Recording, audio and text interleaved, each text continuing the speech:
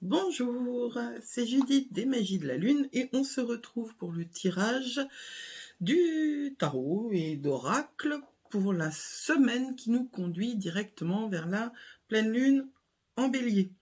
Une pleine lune qui recommence un cycle et qui a donc une puissance très particulière. Une vidéo va sortir sur ce sujet, je l'ai programmée pour jeudi, je crois. Il va y avoir un article sur le blog aussi.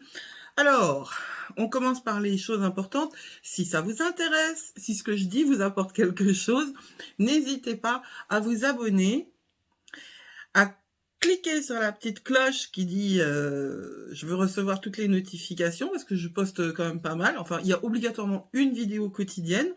Et puis, pour les énergies cosmiques, je vais peut-être changer le format, mais je ne sais pas d'ailleurs. À ce sujet, si vous avez une opinion, n'hésitez pas à la dire, soit en commentaire, soit sur Facebook, soit sur Insta, parce que je suis partout. J'essaye de trouver un auditoire et je compte sur vous. Si ça vous plaît, vous pouvez non seulement liker, non seulement vous abonner, mais surtout partager, histoire que mon contenu serve à tout le monde, parce que je suis certaine, je le sais profondément, que ce contenu apporte beaucoup aux gens qui sont un peu atypiques, un peu différents, à tous ceux qui se reconnaissent dans l'appellation zèbre et qui ne sont pas obligatoirement pris en compte dans toutes les solutions mainstream, qui ont un besoin d'un petit truc en plus, ce que je peux apporter. Cette manière de faire de l'astrologie, à la fois complètement décomplexée, mais hyper pratique. Les cartes de cette semaine, je les ai tirées de 2 decks. Un qui est un tarot revisité, qui s'appelle le bon tarot, The Good Tarot, de Colette Baron Reid, qui a été traduit en français aussi.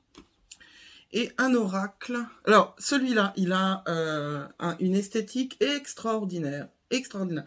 Dès que j'ai un petit peu de temps, je vais faire des vidéos sur les jeux de cartes.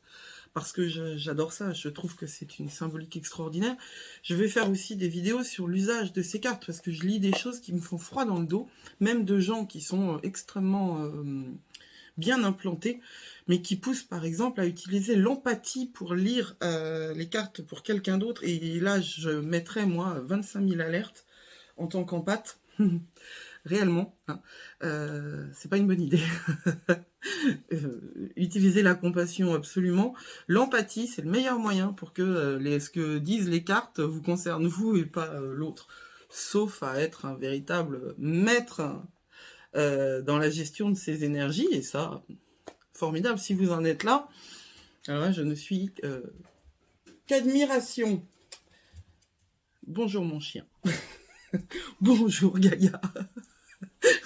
Elle a entendu ma voix et elle pense que c'est pour elle. Donc, le deuxième deck, c'est celui-là. C'est l'oracle de la Reine de la Lune. C'est un deck qui a été créé par Stacy DeMarco. C'est une pure merveille. Esthétiquement, c'est une pure merveille. Enfin, moi, je l'adore, ce deck. Donc, de quoi on nous parle? On nous parle de cette montée en énergie qui va jusqu'à la pleine lune. Et on nous donne 2 conseils que je trouve très judicieux. La patience et la création. Quand je dis qu'elles sont belles, ces cartes, aussi bien les tarots de Colette Baron Reid que que les cartes de Stacy DeMarco et les decks de Stacy DeMarco en général, sont non seulement esthétiquement extraordinaires, mais c'est très porteur. Ce que je trouve fabuleux, et je pense que je vais changer de point de vue pour que vous ayez un vrai regard sur ces vidéos maintenant. Ne bougez pas. Voilà, alors avec ces 2 cartes, nous voilà face à l'avenir, parce que regardez-les, ces 2 cartes, celle à droite comme celle à gauche, ne nous regardent pas. C'est l'ombre de la carte de gauche qui nous regarde, c'est l'ombre, c'est-à-dire que c'est ce qui est éclairé par la lune. Alors on va regarder un petit peu, je vous les laisse et je vous les laisse à l'admiration parce qu'elles sont très très très belles. Arcane majeur. dans le Good Tarot, dans le bon tarot, le tarot bénéfique, je crois en français. Elle s'appelle Patience. Dans le Rider-Waite-Smith traditionnel, elle s'appelle Tempérance. C'est un arcane majeur, c'est-à-dire que c'est une carte qui a une puissance karmique importante. Ça n'est pas la manière dont on va vivre, expérimenter les choses, c'est une direction générale qu'il est important de respecter et de comprendre. La patience pour Colette Baron Reid, c'est le moment, regardez, il y a ici, hop là, une horloge, une montre. Hein. On peut même penser qu'elle est en lieu et place du sein de cette femme. Qu'est-ce que ça veut dire? Ça veut dire que le temps nous nourrit, très certainement, qu'il y a une dimension nourricière au temps, et qu'on a tendance à pas le prendre comme ça. Je pense qu'on est tous pressés, on est tous tout le temps pressés, et a fortiori, Saturne est rétrograde, et rétrograde encore quelques temps. Aujourd'hui, cette semaine, c'est Pluton qui va cesser sa rétrogradation le 8 octobre. Il y aura une vidéo à ce sujet également. Mais Saturne est encore rétrograde. Nous avons des leçons à prendre de ce temps qui nous pose problème parce que nous ne respectons pas le temps nécessaire pour chaque chose. La tempérance, dans le Rider-Waite-Smith, non seulement elle s'occupe du temps, mais elle s'occupe également de la précision. Parce que la tempérance, c'est la figure d'un ange, d'une figure angélique, qui verse un liquide d'une coupe à une autre coupe, c'est-à-dire modération. Ce que Colette Baron Reid explore aussi, puisque patience et modération sont associées dans sa définition des énergies de cette carte. Et ce qui est très intéressant dans la carte que j'ai tirée avec de l'oracle de la Lune, qui est celle de la création, c'est justement que fait-on de ce temps? Nous sommes toujours à courir après le temps, mais faisons-nous réellement ce que nous pouvons et ce que nous devons? Nous devons de créer.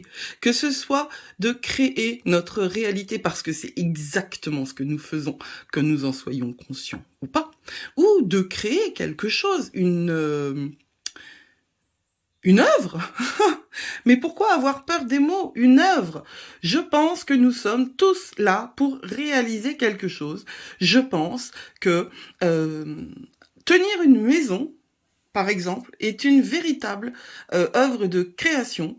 Aux États-Unis, ça s'appelle homemaking, et je trouve que y a quelque chose de complètement dévalorisé ici et maintenant dans la manière dont on tient une maison, de la même manière qu'est complètement dévalorisée toute attitude féminine, n'est-ce pas?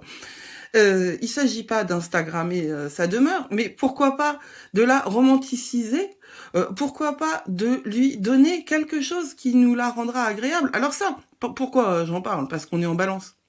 Et que l'énergie de la balance, elle aime l'harmonie, elle aime la beauté, et elle aime la réalisation de choses qui vont apporter à tous ce dont ils ont besoin, et dans l'idéal pour la balance, exactement la même chose à tout le monde. La patience et la création sont donc les deux énergies de cette semaine, et je vous invite à faire rentrer ça dans votre vie. La patience, c'est comprendre en quoi il est important pour nous d'être en lien avec le temps. Donc ces cartes, elles nous enjoignent non seulement à reprendre conscience de la notion de temps, à entrer en contact avec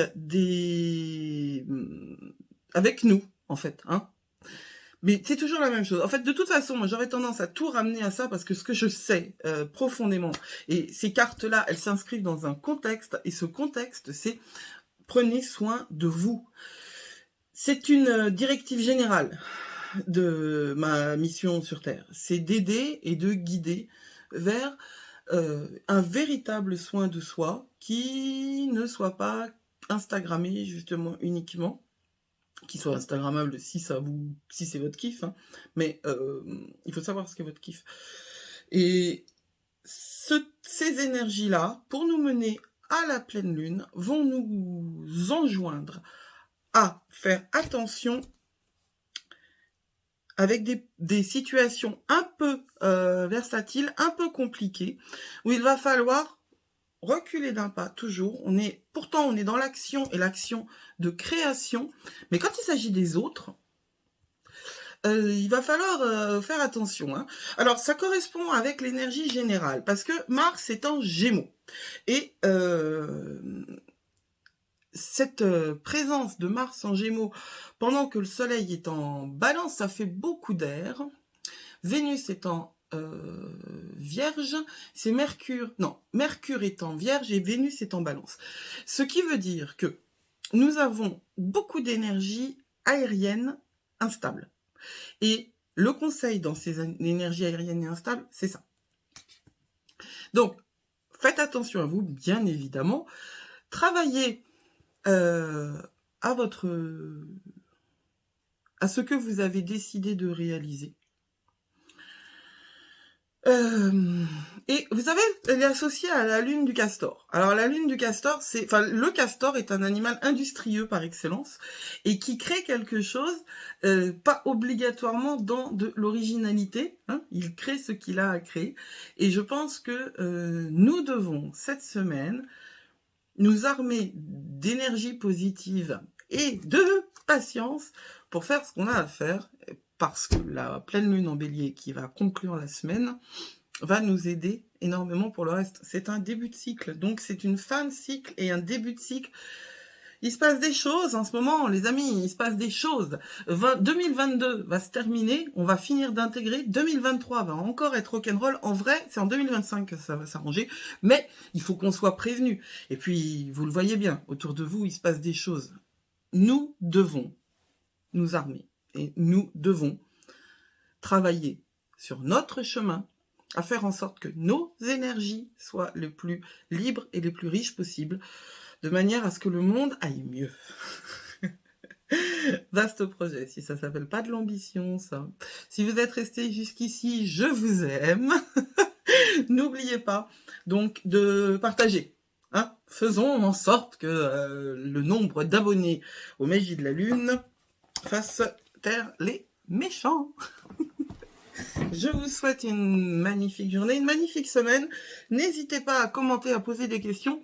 Et on se retrouve très prochainement. Au revoir, c'était Judith pour les Magies de la Lune.